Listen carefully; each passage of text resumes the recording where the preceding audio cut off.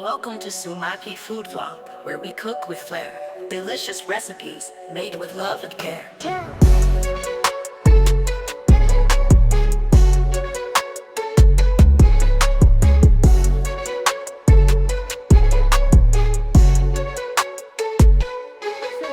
ഇന്ന് നമ്മൾ തയ്യാറാക്കാൻ പോകുന്നത് ബീൻസ് പൊരിയലാണ്. അതിനായിട്ട് നമ്മൾ ബീൻസ് ഇവിടെ കട്ട് ചെയ്ത് വെച്ചിട്ടുണ്ട്. അപ്പോൾ ഇത് ആക്ച്വലി ഈ ഒരു റെസിപ്പി ഒരു തമിഴ് ചാനലിൽ നിന്ന് കണ്ടിട്ട് ഇൻസ്പയർഡ് ആയിട്ട് ചെയ്യുന്നതാണ്. അത് എന്തുകൊണ്ടെന്ന് വെച്ചാൽ നമ്മുടെ വിജയ് സേതുപതി ആക്ടർ ആൾ ഒരു തമിഴ് ചാനലിൽ പറഞ്ഞു കൊടുത്തിട്ടുള്ള ഒരു റെസിപ്പിയാണ് ബീൻസ് പൊരിയൽ. അപ്പോൾ എന്തായാലും നമുക്ക് ഈ ഒരു ബീൻസ് പൊരിയൽ എങ്ങനെ തയ്യാറാക്കണേ എന്നുള്ളതാണ് കാണിച്ചു തരുന്നത്. ഓക്കെ, അപ്പോൾ അതിനായിട്ട് ഞാനിവിടെ ബീൻസ് ഇതുപോലെ കട്ട് ചെയ്തെടുത്തിട്ടുണ്ട്. ഇനി ബാക്കി നമുക്ക് കുറച്ച് എന്താ പറയുക വറവ് കാര്യങ്ങളുണ്ട്, അപ്പോൾ അത് നോക്കാം. ഓക്കെ, അപ്പോൾ നമുക്ക് കുറച്ച് ചൂടാക്കാനുള്ള കാര്യങ്ങൾക്ക് അതിനായിട്ട് ഒരു പാൻ വെച്ചിട്ടുണ്ട്. പാൻ ആയിട്ടുണ്ട്. നമുക്കിതിലേക്ക് വറ്റൽമുളക് 2-3 വറ്റൽമുളക് എരിവിന് ചേർത്ത് കൊടുക്കാം. അപ്പോൾ മുളക് ചേർക്കാം. ഓക്കെ, ഇനി ഇതിലേക്ക് നമ്മൾ ചേർക്കുന്നത് കുറച്ച് കപ്പലണ്ടിയാണ്. കപ്പലണ്ടി ചേർക്കാം.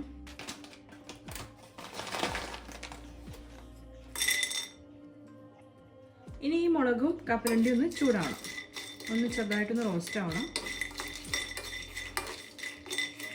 അതിനുശേഷം നമ്മൾ നാളികേരം ചേർക്കുകയാണ് ചെയ്യുന്നത്. അതിലേക്ക് ചൂടായിട്ടുണ്ട്. നമുക്കിനി ഇതിലേക്ക് കുറച്ച് നാളികേരം ചേർത്ത് കൊടുക്കാം.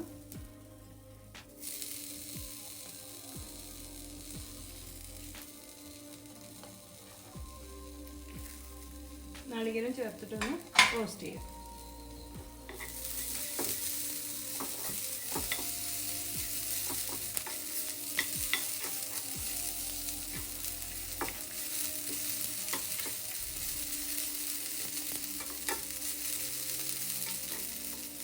അപ്പോൾ നമ്മൾ നാളികേരം കപ്പലണ്ടി അതുപോലെ തന്നെ വറ്റൽമുളകൊക്കെ ചൂടായിട്ടുണ്ട്. നമുക്കൊന്ന് സൈഡിലേക്ക് മാറ്റി വയ്ക്കാം.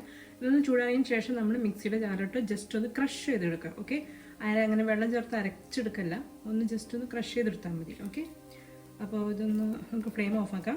ഇനി ഇത് ചൂടാറാനായിട്ട് നമുക്ക് ഒരു സൈഡിലേക്ക് മാറ്റി വയ്ക്കാം. ഇനി നമുക്ക് ഒരു കടായി വയ്ക്കുക.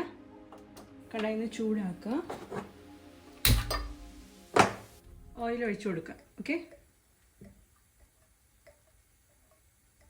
അപ്പോൾ ഓയിൽ ചൂടായിട്ടുണ്ട്. നമുക്കിനി ഇതിലേക്ക് കടുക് ചേർത്ത് കൊടുക്കാം. 1 ടീസ്പൂൺ കടുക്.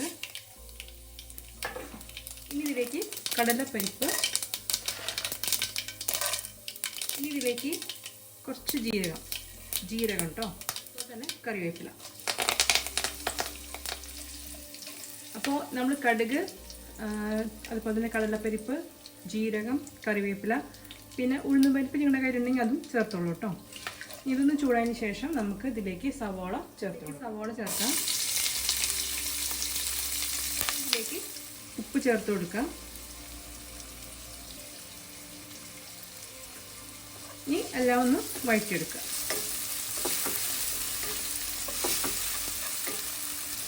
സവാള ജസ്റ്റ് ഒന്ന് വഴണ്ട് വന്നിട്ടുണ്ട്. നമുക്കിനി ഇതിലേക്ക് മഞ്ഞൾപ്പൊടി ചേർത്ത് കൊടുക്കാം. ഇനി ഇതിലേക്ക് ഞാൻ ചേർക്കുന്നത് മുളക് പൊടിയാണ്. അത് നിങ്ങൾക്ക് വേണമെങ്കിൽ മുളക് പൊടി ഒഴിവാക്കി നിങ്ങൾക്ക് വേണമെങ്കിൽ പച്ചമുളക് ചേർത്ത് കൊടുക്കാം. അതല്ലെങ്കിൽ ഈ മുളക് പൊടിയും പച്ചമുളകും വേണ്ട എന്നുണ്ടെങ്കിൽ നമ്മൾ നേരത്തെ വറ്റൽമുളക് ചൂടാക്കിയില്ലേ, അതൊന്ന് ഇത്തിരി കൂട്ടിയെടുത്താലും മതിയോ. ഓക്കെ, എരിവിന്. ഓക്കെ, ഞാനെന്തായാലും ഇവിടെ ഒരു 1 ടീസ്പൂൺ മുളക് പൊടി ചേർക്കുന്നുണ്ട്. അപ്പോൾ മഞ്ഞൾപ്പൊടി മുളക് പൊടി ചേർത്തു. അത് ജസ്റ്റ് ഒന്ന് വഴറ്റാം.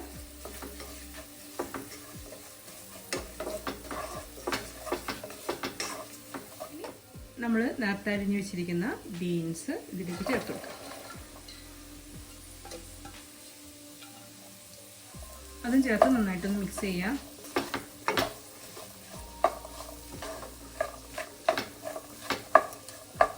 ബീൻസ് നന്നായിട്ട് മിക്സ് ആക്കിയിട്ടുണ്ട്.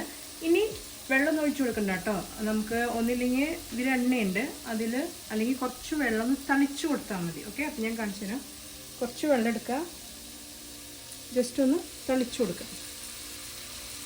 തളിച്ചു കൊടുത്തതിന് ശേഷം പാത്രം അടച്ച് ആവിയിൽ അങ്ങോട്ട് പാത്രം അടച്ച് ആ ആവിയിൽ അങ്ങോട്ട് കുക്ക് ചെയ്യണം. ഓക്കെ, അപ്പോൾ വെള്ളം ഒഴിച്ച് കുറേയൊന്നും ഒഴിച്ചു കൊടുക്കരുത്. ബീൻസ് വേവാനായിട്ട് പെട്ടെന്ന് കുക്ക് ആയിക്കോളും ഇങ്ങനെ ചെയ്യുമ്പോൾ. ഓക്കെ, കുറച്ച് എണ്ണ കൂടുതൽ ചേർത്ത് കഴിഞ്ഞാൽ കുറച്ചുകൂടി സ്വാദാണ്. ആ എണ്ണയിൽ ആ ഒരു ബീൻസ് കുക്ക് ചെയ്ത് ചൂടായിട്ട് കുക്കായി വരുമ്പോൾ നല്ല ടേസ്റ്റാണ്. പിന്നെ കുറച്ച് വെള്ളം ഇങ്ങനെ തളിച്ചു കൊടുത്താലും മതിയാവും. ഓക്കെ, അപ്പോൾ നമുക്ക് എന്തായാലും ബീൻസ് കുക്കാവുന്നത് വരെ വെയിറ്റ് ചെയ്യാം. ഞാൻ ഒന്നുകൂടി ഒന്ന് പറഞ്ഞു തരാം. ആദ്യം നമ്മൾ ചെയ്തത് ഒരു പാൻ വെച്ചിട്ട് അതിലേക്ക് വറ്റൽ മുളകും പിന്നെ കപ്പലണ്ടി, അതായത് പീനട്ട്, അതും ചേർത്തൊന്ന് ചൂടാക്കിയിട്ട് ഒന്ന് റോസ്റ്റ് ചെയ്തിട്ട് നമ്മൾ അതിലേക്ക് കുറച്ച് നാളികേരം ചിരകിയത്. ഇനി നിങ്ങൾക്ക് ചിരകിയത് അല്ലാന്നുണ്ടെങ്കിൽ ഈ നാളികേര കൊത്തുണ്ടല്ലോ, ഈ നീളത്തിൽ കട്ട് ചെയ്തത്, അത് ചേർത്താലും മതി. ഓക്കെ, അപ്പോൾ അത് ചേർത്തിട്ട് ഒന്ന് എന്താ പറയുക ചൂടാക്കി എടുത്തതിന് ശേഷം ഒന്ന് റോസ്റ്റ് ചെയ്തെടുത്തതിന് ശേഷം നമ്മളത് മിക്സിയിലിട്ടിട്ട് ജസ്റ്റ് ഒന്ന് ക്രഷ് ചെയ്തെടുക്കണം. അതാണ് ഫസ്റ്റത്തെ സ്റ്റെപ്പ്. ഈ രണ്ടാമത്തെ കാര്യം എന്ന് വെച്ചാൽ ഒരു കടായി വെക്കുക, അതിലേക്ക് ഓയിൽ ഒഴിക്കുക. ഓയിൽ ഒഴിച്ച് ചൂടായതിന് ശേഷം നമ്മൾ അതിലേക്ക് കടുക്, കടലപ്പരിപ്പ്, അതുപോലെ തന്നെ ഉഴുന്നുപരിപ്പ് ഉണ്ടെങ്കിൽ അതും ചേർത്ത് കൊടുക്കുക കേട്ടോ.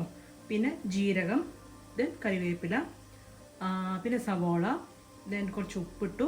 അതൊന്ന് ജസ്റ്റ് ഒന്ന് വഴണ്ട് വന്നതിന് ശേഷം നമ്മൾ കുറച്ച് മഞ്ഞൾപ്പൊടി, കുറച്ച് മുളക് പൊടി ചേർത്തൊന്ന് വഴറ്റി അതിന് ശേഷം നമ്മൾ അരിഞ്ഞു വെച്ചിരിക്കുന്ന ബീൻസ് ചേർത്ത് കുറച്ച് വെള്ളം തളിച്ച് നമ്മൾ പാത്രം അടച്ച് കുക്ക് ചെയ്യാണ് ചെയ്യുന്നത്. ഓക്കെ, അപ്പോൾ ഇടയ്ക്കൊന്ന് ഇളക്കി കൊടുക്കണേ. അപ്പോൾ ഇടയ്ക്കൊന്ന് ബീൻസ് ഒന്ന് ജസ്റ്റ് ഒന്ന് ഇങ്ങനെ ഇളക്കി കൊടുക്കുക. പെട്ടെന്ന് കുക്ക് ആവും, അധികം നേരമൊന്നും വേണ്ട.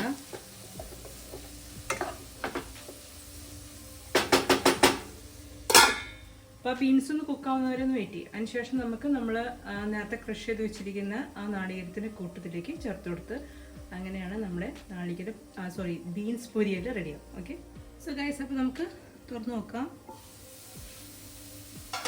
യെസ്, നമ്മുടെ ഗ്രീൻ പീസ് ഓൾറെഡി കുക്കായിട്ടുണ്ട് കേട്ടോ. ഓക്കെ, ഇനി ഇതിലേക്ക് നമ്മൾ നേരത്തെ ക്രഷ് ചെയ്ത് വെച്ചിരിക്കുന്ന കോക്കനട്ട്, അതായത് coconut, peanut and dry red chilli roast ചെയ്ത് ക്രഷ് ചെയ്തതാണ്, അത് ഇതിലേക്ക് ചേർത്ത് കൊടുക്കുക.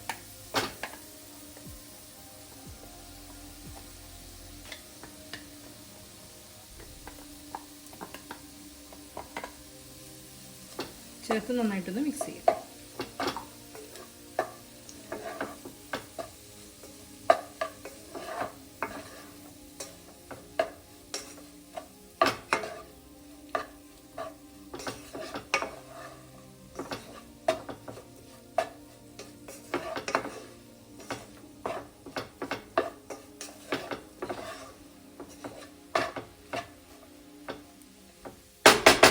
ഇനി ഇതൊന്ന് നമുക്കൊരു 2-3 മിനിറ്റ് പാത്രം അടച്ച് ലോ ഫ്ലെയിമിൽ ഒന്ന് കുക്ക് ചെയ്തെടുക്കുക. കാരണം അതിൻ്റെയൊക്കെ ഫ്ലേവർ അതെല്ലായിടത്തേക്കും പിടിക്കാൻ വേണ്ടിയിട്ടാണ്.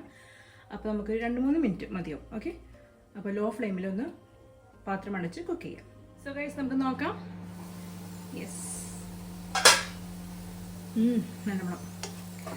നമ്മുടെ എന്താണ് ഗ്രീൻ പീസ് അല്ല, ബീൻസ് പൊരിയ റെഡി ആയിട്ടുണ്ട്. കാണാനേ. യെസ്, നമുക്ക് ഫ്ലെയിം ഓഫ് ആക്കാം.